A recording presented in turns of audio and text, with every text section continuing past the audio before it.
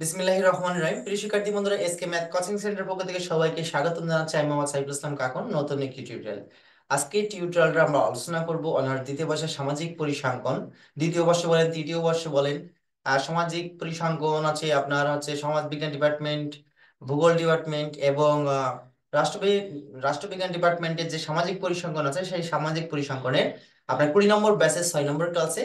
আজকের ক্লাসের মধ্য দিয়ে আমরা নতুন একটা অধ্যায়ে পদার্পণ করতে যাচ্ছি। অধ্যায়ের নাম হলো কেন্দ্রীয় প্রবণতার পরিমাপ। এই অধ্যায় থেকে আমরা শিখব গড় মধ্যক প্রশ্ন। তো আমরা এমন ভাবে শিখব যেখান থেকে প্রশ্ন পড়ুক আপনি যেন ফুল মার্কি করতে পারেন, আমরা ঠিক এইভাবে শিখব। তো আগে আমরা সূত্র সম্পর্কে ধারণা দিব, তারপরে গিয়ে আপনাদের বিস্তারিত আলোচনাগুলো আমরা শুরু করব। তো এই অধ্যায়টা শুরু করার আগে আপনার যেভাবে আমরা মানে ক্লাসগুলো কমপ্লিট করবো তার একটা আমি সারমর্ম বা সারাংশ দিয়ে দিচ্ছি। সারাংশ বলতে আমরা জানি উপাত্ত দুই প্রকার, তাই না? উপাত্ত বলতে তথ্য উপাত্ত। উপাত্ত উপাত্ত হলো দুই প্রকার। একটা হলো অবিন্যস্ত, অবিন্যস্ত, আর একটা হলো বিন্যস্ত। অবিন্যস্ত বলতে যেটা এলোমেলো ভাবে থাকে, আর বিন্যস্ত বলতে যেটা সাজানো থাকে। তো অবিন্যস্ত বলতে যেমন একটা উদাহরণ দিই আমরা, 7, 9, 15, -4, এই যে এলোমেলো থাকবে। আর বিন্যস্তকে আমরা আবার দুটো ভাগে ভাগ করে থাকি। একটা হলো অশ্রেণীকৃত, শ্রেণীকৃত, আর একটা হলো শ্রেণীকৃত।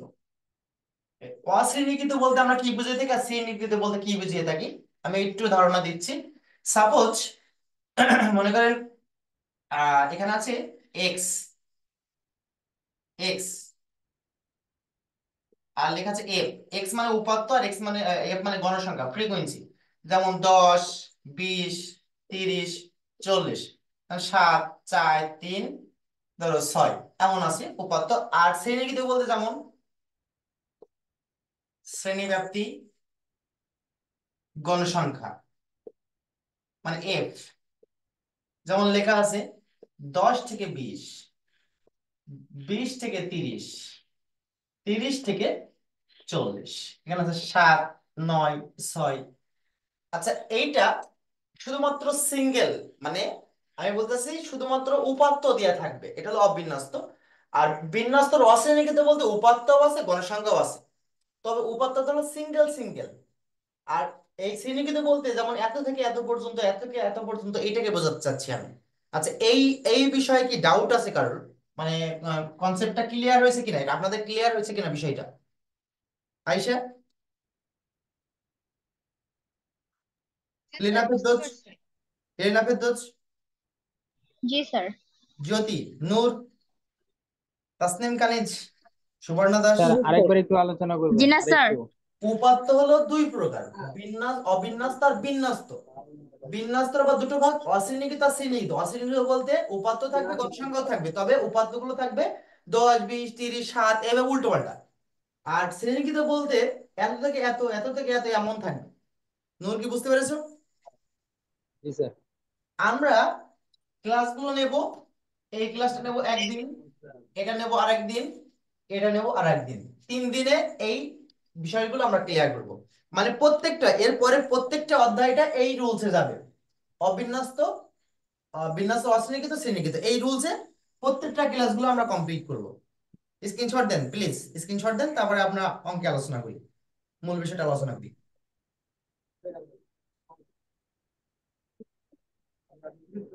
স্ক্রিনশট দেন প্লিজ, মিউট রেখে স্ক্রিনশট দেন। সুবর্ণা দাস, একটু মিউট রেখে স্ক্রিনশট দেন প্লিজ। নূর, মিউট রাখেন, স্ক্রিনশট দেন। স্ক্রিনশট দেওয়া গেলে বলবেন।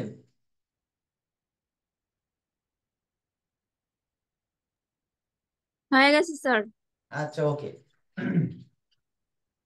আজকে আমরা আলোচনা করব অবিন্যস্ত পাত্রটা।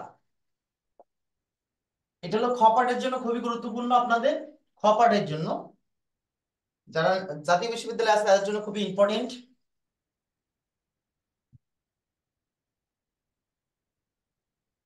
অবিন্যস্ত উপাত্তের ক্ষেত্রে, যেমন 7, 15, 4, 6, 9 উপাত্ত যদি এমন থাকে সেই ক্ষেত্রে আমরা গড় নির্ণয় কিভাবে করব? গড় নির্ণয়ের ক্ষেত্রে আমরা কি করব সেই ক্ষেত্রে?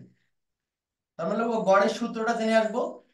গড় x bar summation x by n. এখানে সামেশন এক্স বলতে আমরা বোঝাচ্ছি উপাত্তগুলোর যোগফল বা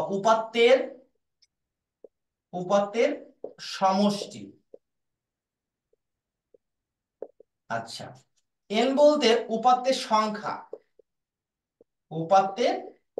সংখ্যা। সেক্ষেত্রে এখানে কোনো কলাম কাটা লাগবে না। 2 নাম্বার,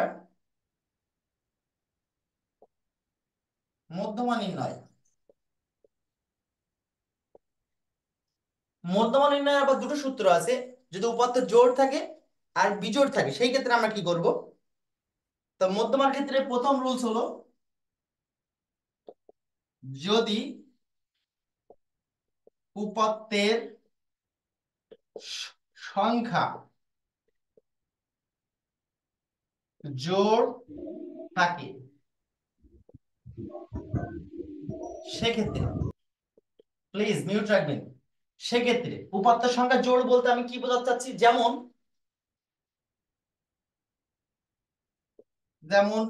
7, 9, 4, 6 কটা উপাত্ত? এর মোট কটা উপাত্ত? 4টা। মোট 4টি উপাত্ত 4টি উপাত্ত। প্লিজ।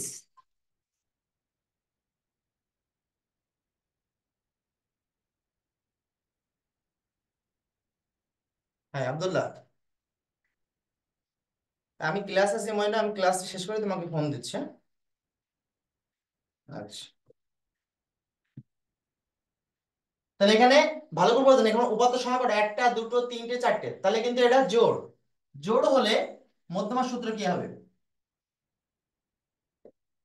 মধ্যমা ইকুয়াল n/2 প্লাস 1 তম, সরি জোড়, হ্যাঁ, n/2 প্লাস 1 তম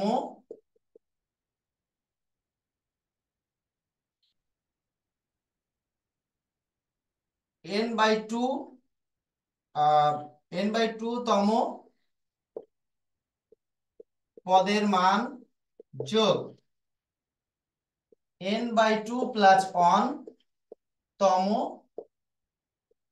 পদের মান বাই 2। এটা হলো জোড় থাকে। আর যদি উপাত্তের সংখ্যা বিজোড় থাকে, বিজোড় থাকে সেক্ষেত্রে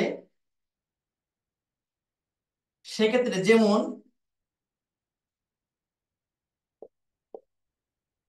7, 9, 4, 6, 3 মোট কটা? মোট 5টি উপাত্ত।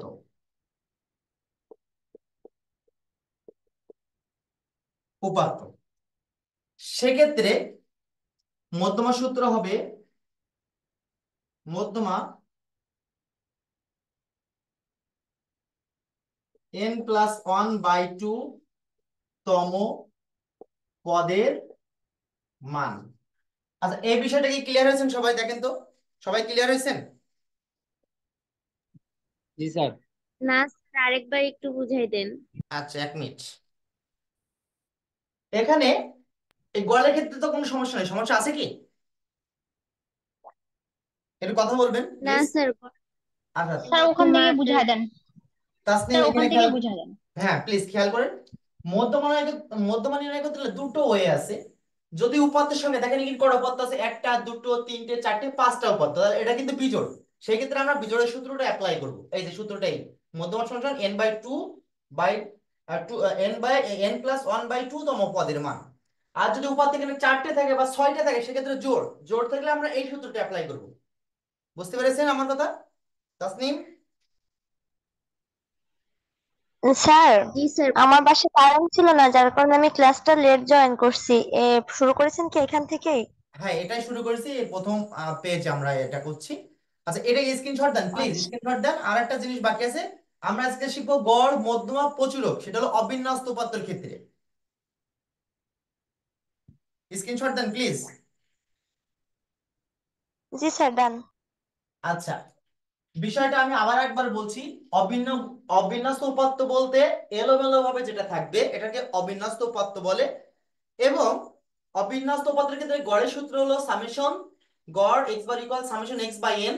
সেক্ষেত্রে সামেশন এক্স মানে উপাত্তের সমষ্টি বোঝানো হয়েছে, এন মানে উপাত্তের সংখ্যা বোঝানো হয়েছে, এটা সহজ আছে। আর মধ্যমা নির্ণয় করতে হলে দুটো ওয়ে আছে, এই যে একটা আর একটা।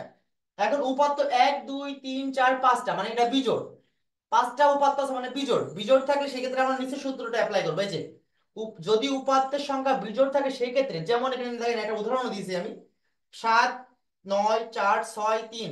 উপাত্ত সংখ্যার জোড় বিজোড় না কিন্তু, উপাত্ত কয়টা আছে এখানে দেখেন 5টি উপাত্ত আছে, এই জন্য এই বিজোড়ের সূত্রটা অ্যাপ্লাই করতে হবে। আর উপাত্ত যদি দেখেন 6টা বা 10টা বা 8টা থাকে সেক্ষেত্রে জোড় সংখ্যা, জোড় সংখ্যা থাকলে উপরের সূত্রটা অ্যাপ্লাই করতে হবে। ক্লিয়ার হয়েছেন আয়শা? জি স্যার।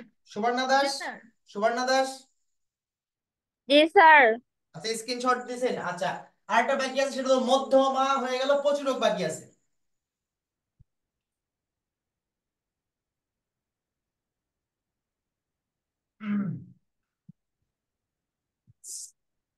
তিন ন- 3 নম্বর রিকোয়ারমেন্ট।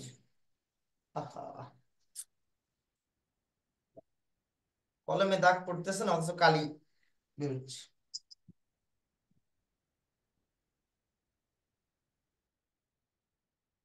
3 নম্বর রিকোয়ারমেন্ট,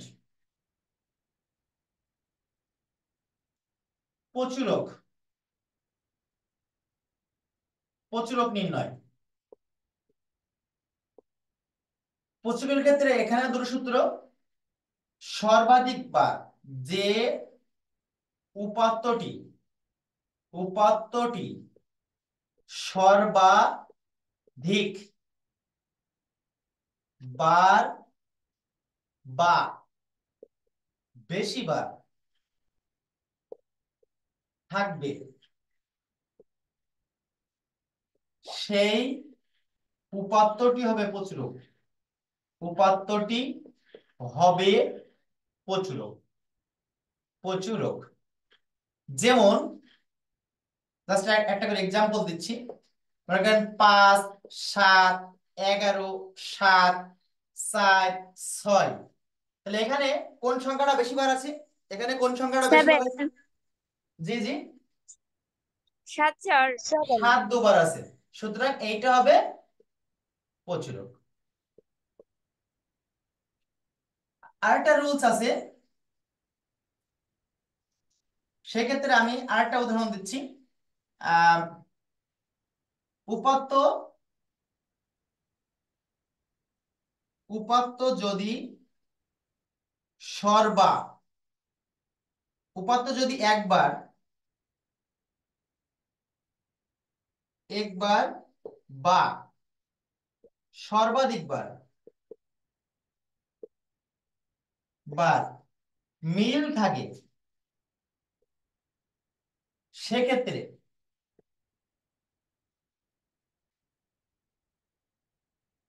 এটা হলো স্ট্রোগাসের সূত্র অনুসারে, স্ট্রোগাস সরি কার্ল পিয়ারসনের সূত্র অনুসারে আমরা লিখবো প্রচুরক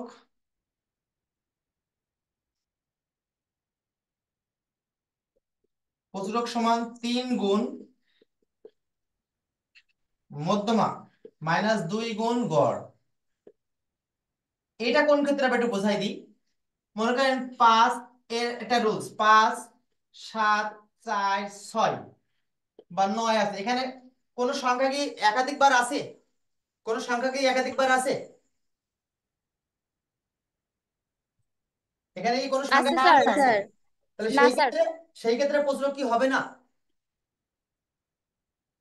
সেই ক্ষেত্রে এই সূত্রটা অ্যাপ্লাই করতে হবে, ঠিক আছে? অথবা অথবা 5 7 4 7 6 9 6। দেখেন এখানেও 7 দুবার আছে, এখানেও 6 দুবার আছে, তাহলে সেই ক্ষেত্রেও এই সূত্রটা অ্যাপ্লাই করতে হবে। মানে যদি কোনো সংখ্যা এখানে দেখেন 7 2 বার ছিল শুধুমাত্র, অন্য কোনো সংখ্যা কিন্তু 2 বার ছিল না, সেই ক্ষেত্রে এই সূত্র এই নিয়মটা অ্যাপ্লাই হবে। আর এখানে যদি কোনো সংখ্যা সিঙ্গেল বার থাকে, মানে কোনো সংখ্যা সর্বাধিক বার নাই, সেই ক্ষেত্রে এই সূত্রটা অ্যাপ্লাই করব। আবার যদি সর্বাধিক বার দেখো এখানে 7 2 বার আছে, 6 2 বার আছে, সেই ক্ষেত্রে এই সূত্রটা অ্যাপ্লাই করব। আপনারা কি ক্লিয়ার হয়েছেন বিষয়টা? তাসনিম, তাসনিম কানিজ। স্যার এই যে দ্বিতীয় সূত্র যেটা দিলেন, হ্যাঁ এটা হ্যাঁ, স্যার কিভাবে অ্যাপ্লাই হবে এটা তো এখনো সেক্ষেত্রে পর্যন্ত গড় বুঝতে মধ্যক, পারতেছি না। যখন সেক্ষেত্রে গড় মধ্যক বের করে তারপর প্রশ্ন করতে হবে। আচ্ছা এটা আমরা অঙ্ক করাত করাত বুঝাই নাকি, এটা সবচেয়ে বেটার হবে। হ্যাঁ হ্যাঁ, স্ক্রিনশট দেন, আমরা এর টোটালি ডিটেলসটা আমরা আপনার করে করে দেখাই, এটা সবচেয়ে বেটার হয় নাকি? প্লিজ। জি স্যার, উদাহরণ দিয়ে করলে ভালো আচ্ছা হয়। স্ক্রিনশট দেন প্লিজ, এমনি অনেক লেট হয়ে গেছে ক্লাসে। স্ক্রিনশট দেন, স্ক্রিনশট দেন প্লিজ। স্ক্রিনশট দিয়েছি দেখে স্যার। বলবেন, আচ্ছা বলবেন, স্ক্রিনশট দেখলে আমি তো বুঝতে পারি না।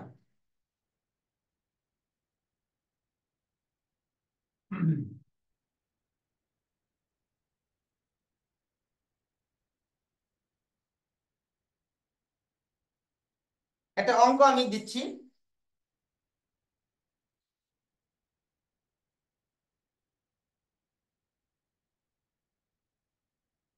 নিম্নের উপাত্ত থেকে গড় নির্ণয় করো। 21 22 15 20 18 30 28 41 35 36।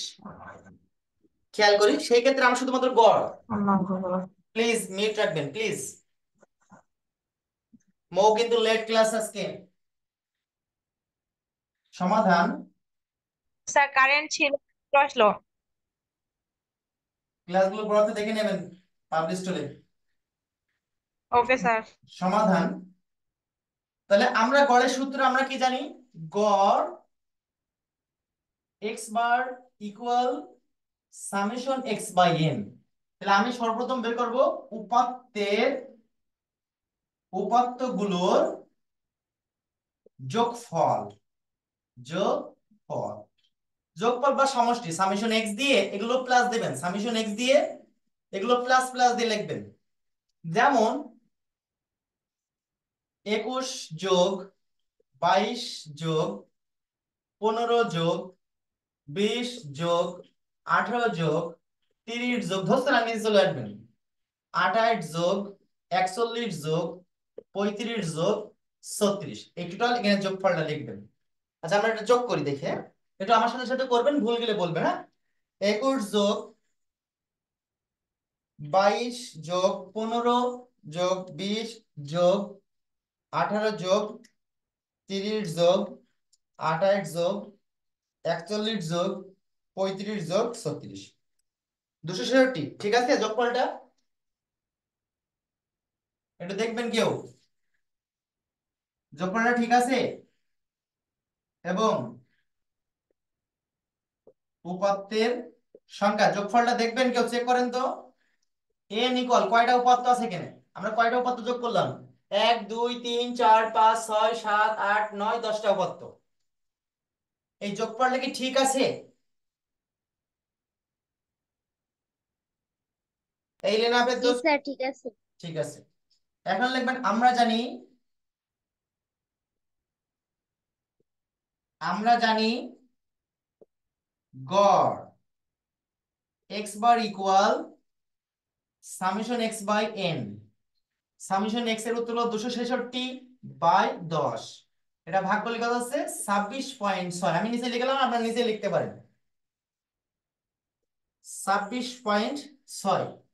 কারো বুঝতে অসুবিধা আছে কি? কারো বুঝতে অসুবিধা আছে কি এই না অঙ্কটা? স্যার। লাবণী আক্তার বুঝেছেন? সুবর্ণা দাস, জি স্যার। জি স্যার। আয়েশা, ইলিনা ফেরদৌস, জ্যোতি, বুঝেছি স্যার। জি স্যার। নূর, শামিমা ইসলাম, তাসনিম কানিজ, একটু বলবেন জি স্যার, প্লিজ। বুঝতে পারছি। বুঝেছি স্যার। আচ্ছা, বুঝেছি। স্ক্রিনশট দেন, স্ক্রিনশট দেন, স্ক্রিনশট দেন। দিছেন? Done sir. আচ্ছা, ওকে, মুছে দিলাম, কিন্তু এটা কিন্তু মুছে দিচ্ছি আমি।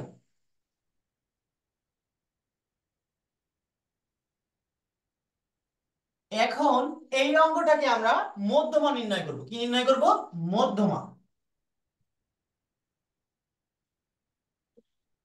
মধ্যমা। তাহলে মধ্যমা নির্ণয় করতে হলে মনে রাখবেন,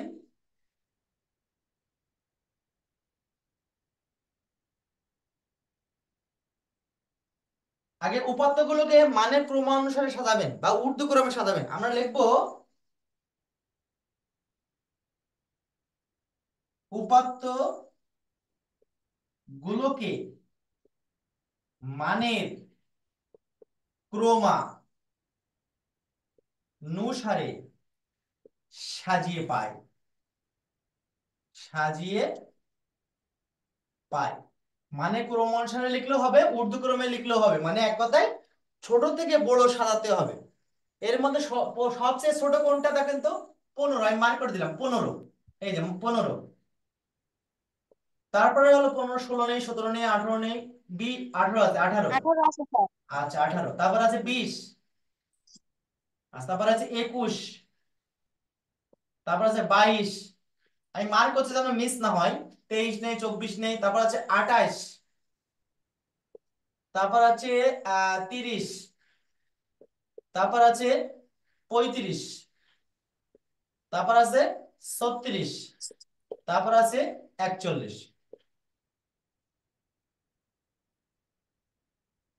এখানে লিখবেন এখানে লিখবেন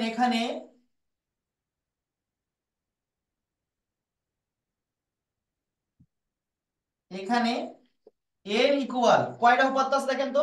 1 2 3 4 5 6 7 8 9 10। 10। 10টা। যা এভাবে ব্র্যাকেট দিয়ে লিখবেন, যা জোড় সংখ্যা। আচ্ছা, মধ্যমান না দুটো সূত্র দিয়েছিলাম, মনে আছে? জোড় আর বিজোড়ের কটা সূত্র দিয়েছিলাম? n/2 2টা। পদের মান হ্যাঁ, জোড় আর প্লাস বিজোড়ের। তাহলে n আমরা প্লাস কোন ওয়ান সূত্রটা বাই অ্যাপ্লাই টু করবো এখানে? জোড়ের না বিজোড়ের? জোড়। জোড়ের। জোড়ের সূত্র। গুড। প্লিজ মিউট রাখবেন। সেক্ষেত্রে লিখবো, আমরা জানি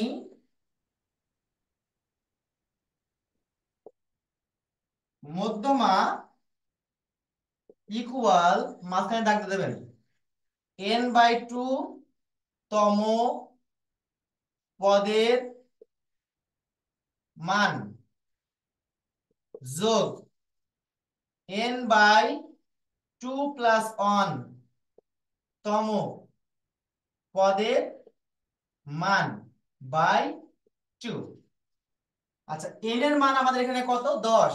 10/2 তম পদের মান, ডট ডট দেবেন না, তাহলে 10/2 যোগ 1 তম পদের মান বাই 2। কাটাকুটি করার দরকার নেই। এখানে দেখেন, 10কে 2 দিয়ে ভাগ করলে 5 হয়। 5তম পদের মান যোগ 5, আর এটা কাটাকুটি করলে 5 হয়, 5 আর 1 6। 6তম পদের মান বাই 2। এই পর্যন্ত কারো বোঝার অসুবিধা আছে কি?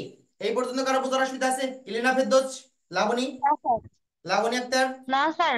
মৌ, জি স্যার, বুঝছি। মৌ। না স্যার, বুঝছি। ওকে, ওকে। এরপরে অংশ তো হচ্ছে না, আমি এখানে লিখছি, হ্যাঁ।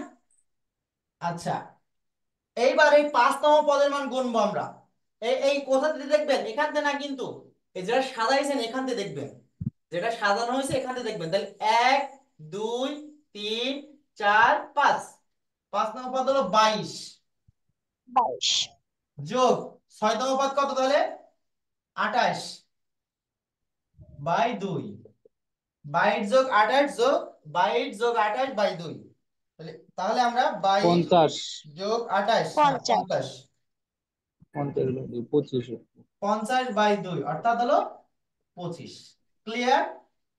ক্লিয়ার কিনা তাই বলেন একটু please. G G sir sir G G sir sir. আচ্ছা আচ্ছা, কোনো বিষয় কি ডাউট থাকছে আপনাদের? কোনো ডাউট থাকছে? না না স্যার। না স্যার স্যার আচ্ছা, এখানে যদি বিজোড় হতো তাও কি করতে পারতেন আপনারা? বিজোড় হলে করতে পারতেন? জি স্যার পারবেন কিনা তাই বলেন একটু জি সহজ স্যার দেন। পারতাম আচ্ছা আচ্ছা পারতাম জি স্যার, স্যার। ওটা অবশ্যই সহজ বেশ।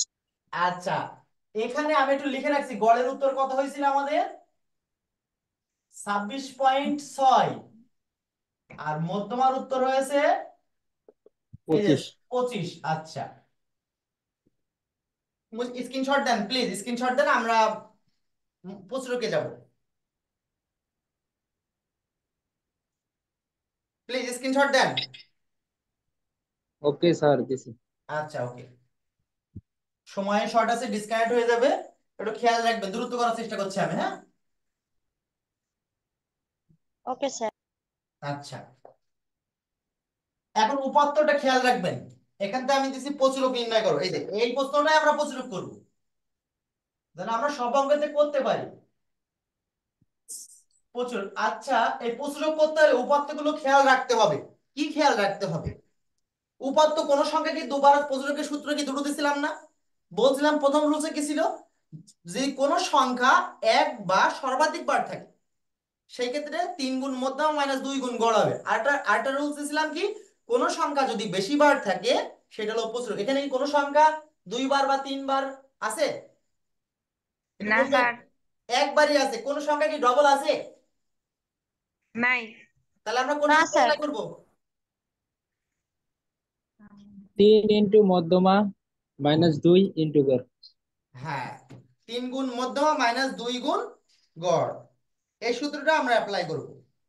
আচ্ছা, কারো বুঝতে অসুবিধা থাকলে একটু বলবেন। কারো বুঝতে অসুবিধা আছে কি আপনাদের? কারো বুঝতে অসুবিধা আছে? এটা কার্ল পেয়ারসনের সূত্র, কার্ল পেয়ারসনের সূত্র আমরা লিখবো। সমাধান। আচ্ছা, একটা জিনিস আপনাদেরকে বলি আমি, এই এই প্রশ্ন নির্ণয় করতে গেলে কিন্তু গড় মধ্যক বের করে তারপর কি করতে হবে আপনাকে। আমার কথা কি বুঝতে পেরেছেন? এই প্রশ্ন করতে হলে কিন্তু গড় মধ্যমা বাদে আপনারা করতে পারবেন না। ক্লিয়ার? জি স্যার সেই ক্ষেত্রে এই যে গড় আর মধ্যমা যেভাবে বের করলাম ওইভাবে বের করে নেবেন, যেহেতু আমরা করেছি বলি, এই গড় মধ্যমা করেছি বলে আমরা আর এখানে ওইটা আর করছি না, ডিরেক্টলি আমরা সূত্রটা দিচ্ছি। আমরা জানি বা এভাবে লিখতে পারি, আহ কার্ল পেয়ারসনের। স্যার বলেন। যদি মানে এখানে আমরা এখন প্রচুরক বের করব না, হুম হুম। যদি প্রশ্নে লেখা থাকে প্রচুরক নির্ণয় করো তাহলে আমাদের গড় মধ্যমা আগে বের করে তারপর প্রচুরক বের করব হ্যাঁ অবশ্যই অবশ্যই অবশ্যই, সূত্রানুসারে প্রচুরক সমান 2 গুণ, সরি 3 গুণ মধ্যমা, যেহেতু ইংরেজিতে লিখছি আমরা এখানে ইংরেজি লিখবো, মধ্যমা মাইনাস 2 গুণ গড়। আচ্ছা, 3 গুণ মধ্যমার উত্তর হচ্ছে 25, আর 2 গুণ গড়ের উত্তর হলো 26.6। 3 25 75, আর এটা গুণ করলে কত হচ্ছে আমরা দেখে নিচ্ছি, 53.2 হবে খুব সম্ভবত। 26.6 গুণ 2, 53.2, 53.2 মাইনাস 75, 21.8 অ্যান্সার আসছে। ওকে, কারো বুঝতে অসুবিধা আছে? কারো বুঝতে অসুবিধা আছে? না স্যার। আচ্ছা, এখন এর স্ক্রিনশট দেন তো প্লিজ, স্ক্রিনশট দেন। সেই ক্ষেত্রে আমরা কি বুঝলাম বলেন তো, যদি কোনো হয়েছে উপাত্ত, স্যার আমি একটু ক্লিয়ার করছি আবার, কোনো উপাত্ত যদি একবার থাকে তাহলে সেক্ষেত্রেও এটা করব, অথবা মনে করেন এখানে 20 আরেকবার আছে, 18 আরেকবার আছে, তাহলে 20 ও দুবার, 18 ও দুবার, সেক্ষেত্রে আমরা এই ট্রু। সেক্ষেত্রে এই সূত্র অ্যাপ্লাই করব, তাই তো? ঠিক তো?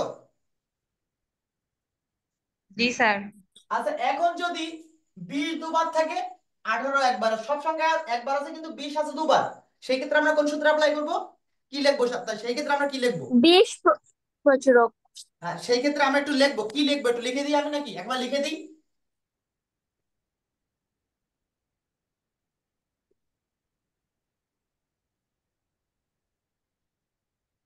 আমরা এবার লিখতে পারি এখানে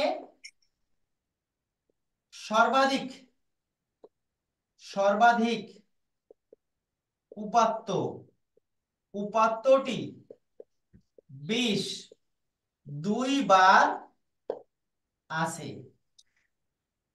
সুতরাং প্রচুরক হ্যাঁ, 20। সুতরাং প্রচুরক সমান, এটা নিচের লাইনে লিখবেন, সুতরাং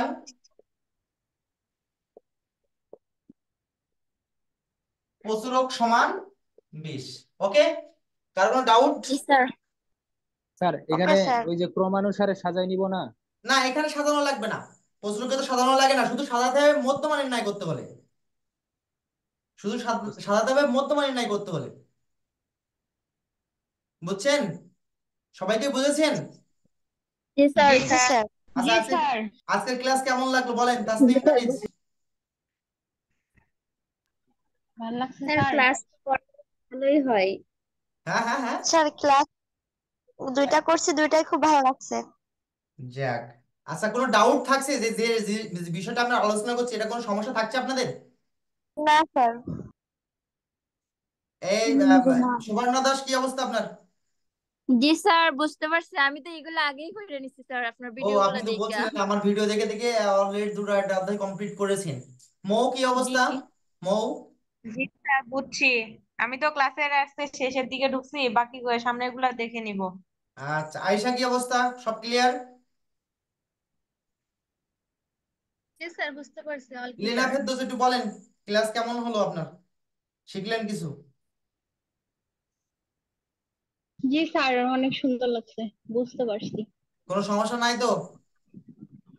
না স্যার, আপনি তো জায়গায় রাখতেছেন না সমস্যা থাকার। নূর, কি অবস্থা নূর? জি স্যার, আলহামদুলিল্লাহ। শামীমা ইসলাম, জ্যোতি? জি স্যার, বুঝেছি। আচ্ছা, তাহলে আমরা নেক্সট ক্লাসে শিখবো, পরবর্তী ক্লাসে শিখবো কি বিন্যাস্ত পদ্ধতির অশ্রেণীকৃত থেকে, ঠিক আছে? অথবা এই ক্লাসটা আরেকটা রাখতে পারি আমরা, এই ক্লাসটা আরেকটা রাখতে পারি, সেটা হলো মাইনাস সংখ্যা দিয়ে। কারো কিছু জি জানার স্যার। জানার আছে? কারো কিছু জানার থাকলে আপনি বলতে পারেন, না থাকলে আমরা ক্লাসটা শেষ করতে চাচ্ছি। ওকে আ- স্যার। আরেকটা জিনিস, ওকে আপনারা স্যার। আপনার হোমওয়ার্ক করছেন না কেন? হোমওয়ার্ক করবেন, কিন্তু হোমওয়ার্ক করছেন না আপনারা, এটা খুবই খারাপ। করতেছি তো স্যার হোমওয়ার্ক। জমা দিচ্ছেন না, হোমওয়ার্ক জমা দিচ্ছেন না, আমি দেখলাম তো গ্রুপে একজন না দুজন জমা দিচ্ছে মাত্র। স্যার এগুলোর উপরে হোমওয়ার্ক দিয়ে। হ্যাঁ, আজকে হোমওয়ার্ক দিয়েছি, করে জমা দেবেন, এখনই করে জমা দেবেন, অথবা পরবর্তী ক্লাসের আগে জমা দেবেন। প্রশ্ন যা যা বলা থাকবে ঠিক ওকে স্যার। সেভাবে প্রশ্ন ওকে করবেন, ঠিক স্যার। আছে? প্রশ্ন যেভাবে পাবেন সেভাবে ওকে করবেন। স্যার। আচ্ছা, ঠিক আছে, সবাই ভালো থাকেন, আল্লাহ হাফেজ। আসসালামু ওকে আলাইকুম স্যার। স্যার। আল্লাহ হাফিজ। আসসালামু আলাইকুম স্যার।